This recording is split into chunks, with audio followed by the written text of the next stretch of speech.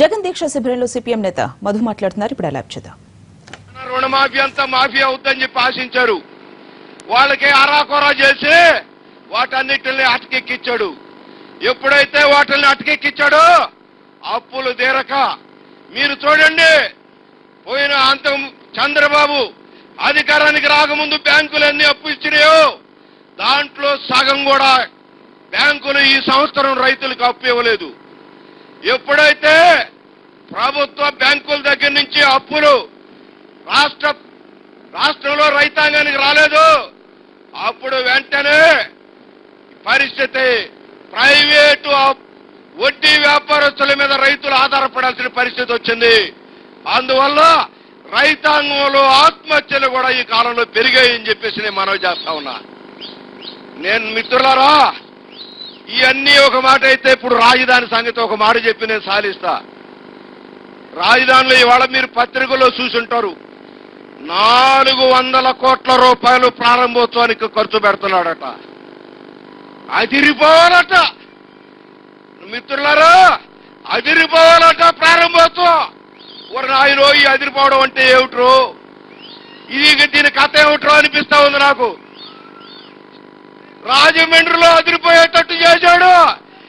నాయన రాజమండ్రి మళ్ళా ఇక్కడ రాకూడదు అని చెప్పేసి నేను కోరుకుంటా ఉండా. రాజధాని నిర్మాణానికి మనం ఎవరూ వ్యతిరేకం కాదు. ఈ రాజధాని నిర్మాణం పేరుతో ఈవెంట్ మేనేజ్మెంట్కి 10 కోట్లు,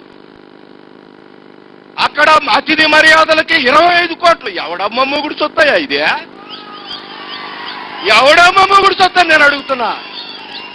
నేను మనవి చేస్తున్నా, ఆత్మహత్య చేసుకునే రైతులకు అప్పులు లేవు.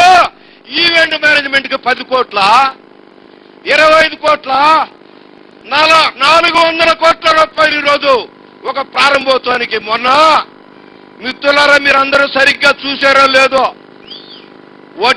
పట్టిసీమ నీళ్లు అక్కడి నుంచి తీసుకొచ్చి ఇక్కడ గంగలో కలుపుతున్నానని చెప్పాడు.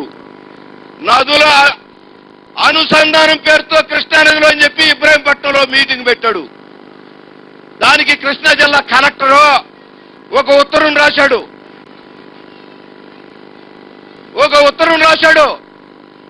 ఈ ఉత్తరంలో ఒక్కొక్క దానికి అతిథి మర్యాదలకి 2.5 కోట్లు, ఆడకు వచ్చినటువంటి వాళ్ళకి భోజనాలకి 2.5 కోట్లు, ఈడ ఇష్టారాజ్యం బస్సుల్లో మంది తోడుకొచ్చేదానికి ఇంకొన్ని కోట్లు.